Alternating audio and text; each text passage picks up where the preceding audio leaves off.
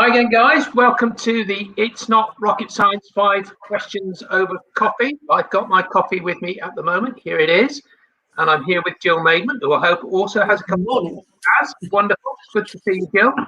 Jill's a founder of Natural Talent Bristol and is a really highly sought after international executive business coach.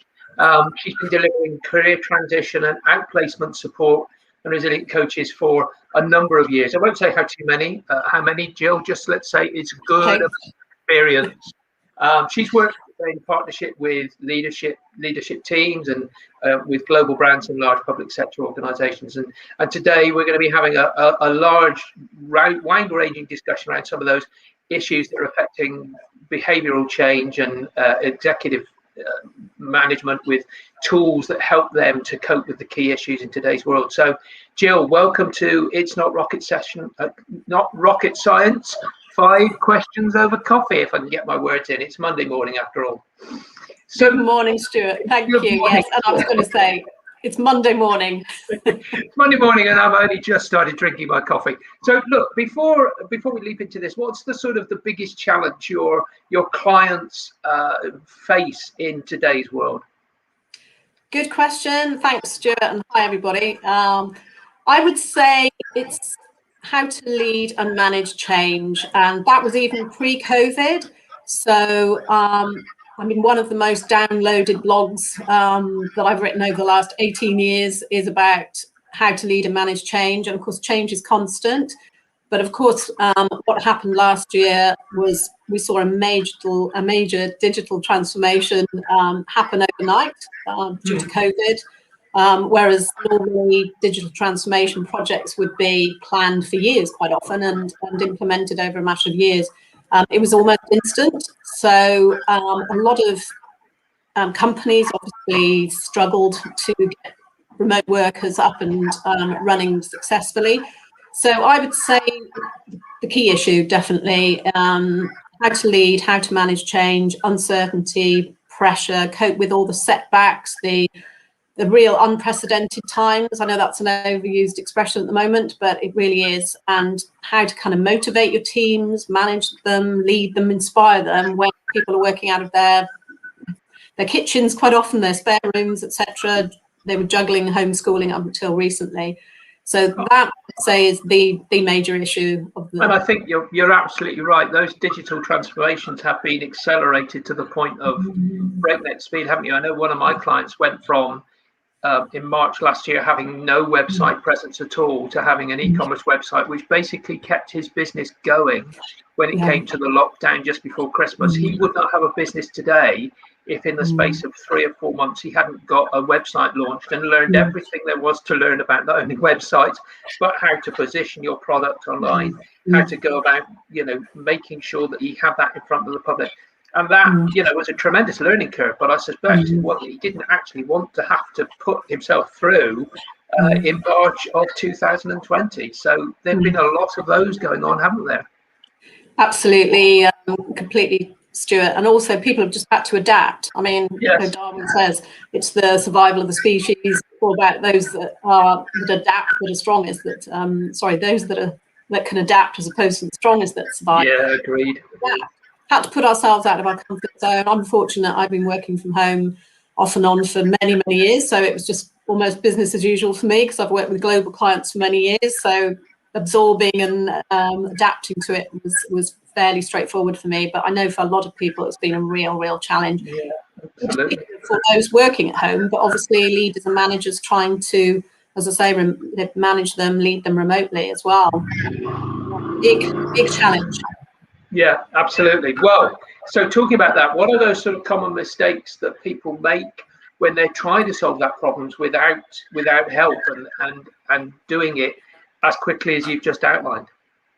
Yeah, good point, Stuart. So as I said, quite often when you come to a change program, organizations will spend literally millions, as you know, Stuart, on change management programs, investing in program managers, project managers, teams. What they might not do is actually win over the hearts and minds of their staff. So they might not communicate the basics. It's not a criticism, it's an observation, because quite often the focus is on, okay, well, we need to make changes, close an office, merge, got to acquire a business, whatever.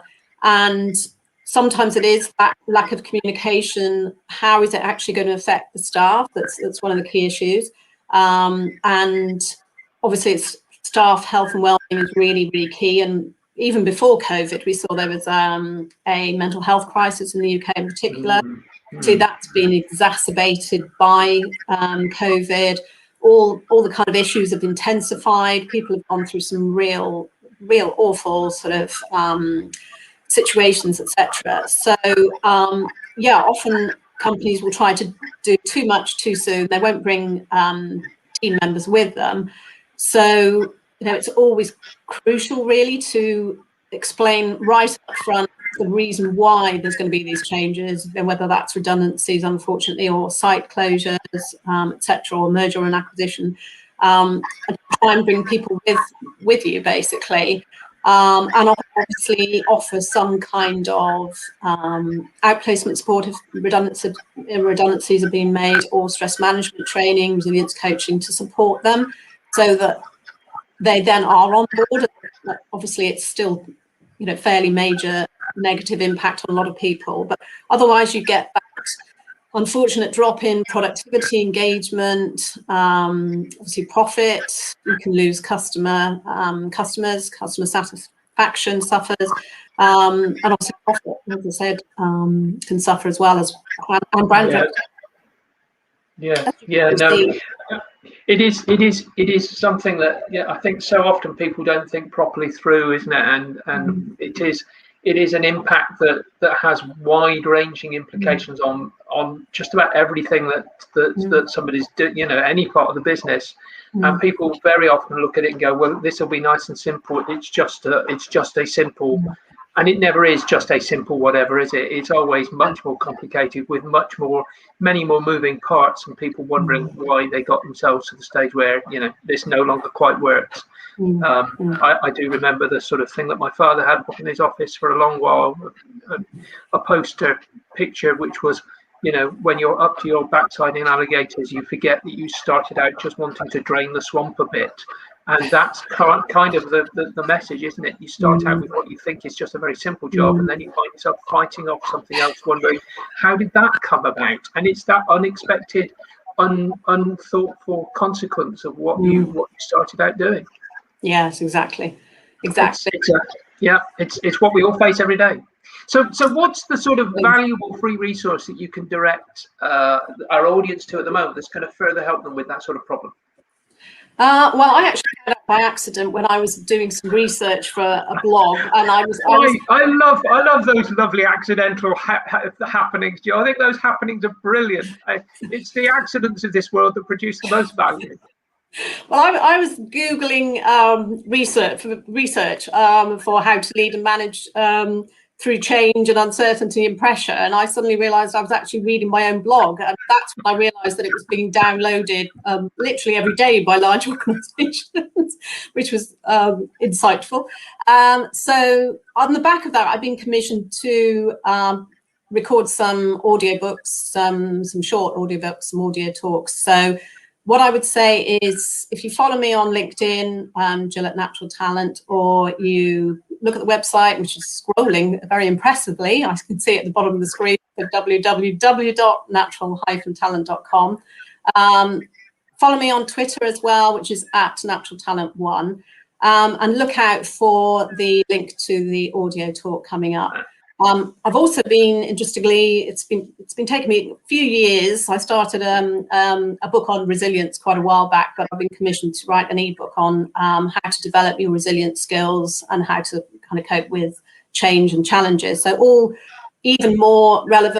As I say, it was relevant before COVID, but now really relevant. So yeah, there's lots of free resources. There's lots more blogs as well to download. As I say, they're being downloaded. There's about 15 of them that are downloaded every day across the world by some really fascinating organizations. So lot on the website. Jill, that's brilliant. And, I'd encourage anybody to sort of follow what Jill is doing at natural-talent.com, because there's some great stuff on there, really interesting to read. I've obviously done some reading, and it's a really fascinating journey that you're going on. So what's the other than those concepts and programs that you've just talked about, is there a book or a talk or a concept that you really think has been most impactful in your experience?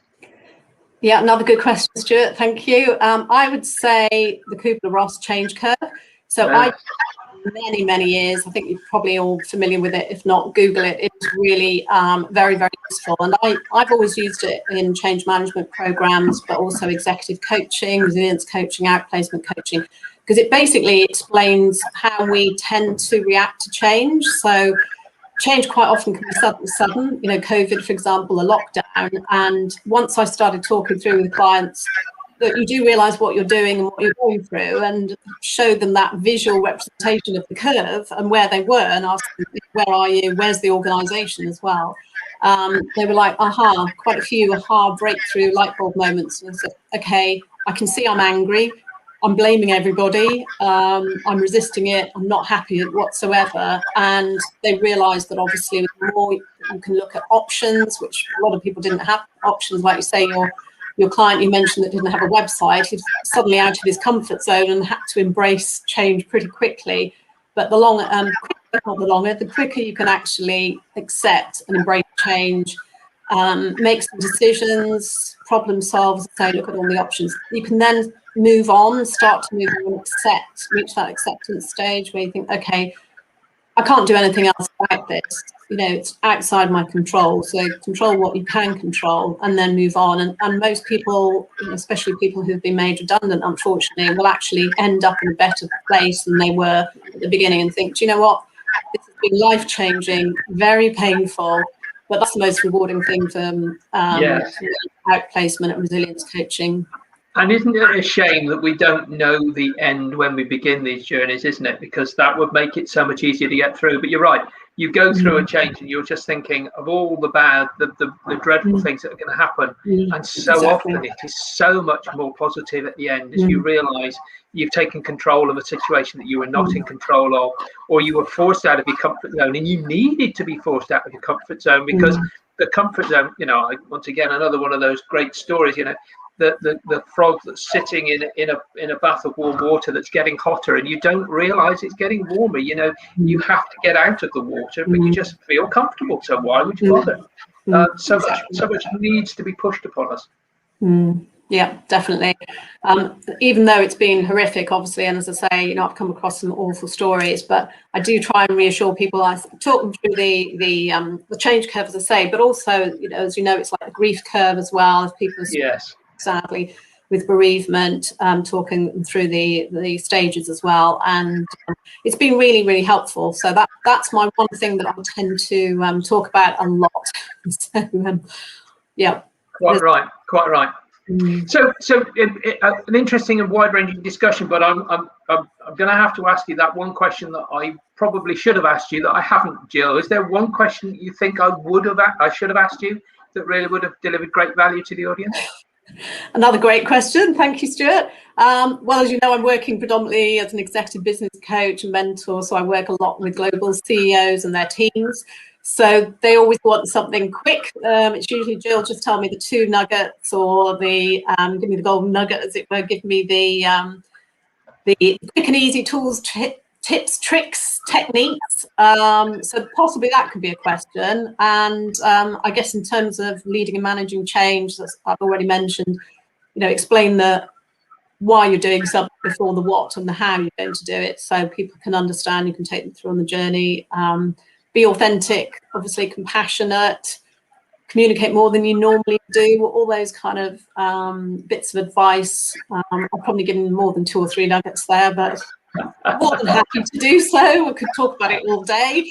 And also keep planning ahead, keep being strategic and identifying threats, because who knows what's going to happen. I know obviously in the UK in particular, we're opening up, but we just have to look across the channel and see what's happening to our unfortunate colleagues in Europe, with a kind of 3rd wave there. So, hoping for the best, but praying for the worst, unfortunately. I think this is what organisations are doing at the moment, and carrying on being agile, carrying on adapting.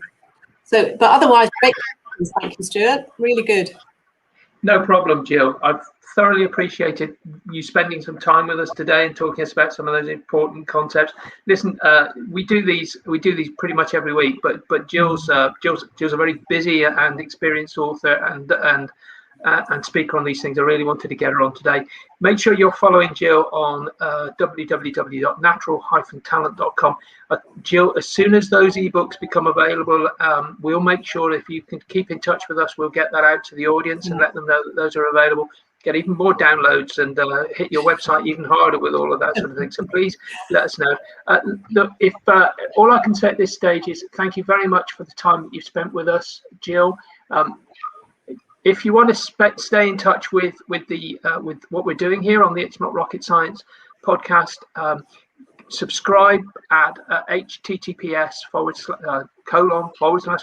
I always forget all of those.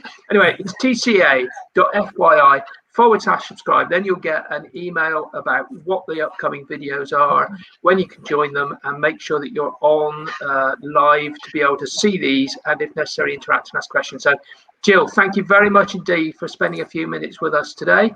I appreciate how busy you are with all of that going on. I look forward to reading those ebooks and everything else that you've been commissioned to do. Really looking forward to sort of telling people about those. So, ladies and gentlemen, thank you very much for being with us. I hope you enjoyed your coffee break. I shall now get on with finishing my coffee and let Jill get back on with writing all of those books that she's got to write. Jill, thank you very much for being with us. Thanks very much, everybody. Yeah, lots of global meetings today, which is exciting. But enjoy the week, everybody. Have a good week. And thanks again, Stuart. Really appreciated it. No problem. Thank you, Jill. Thanks. Bye. Bye. Bye.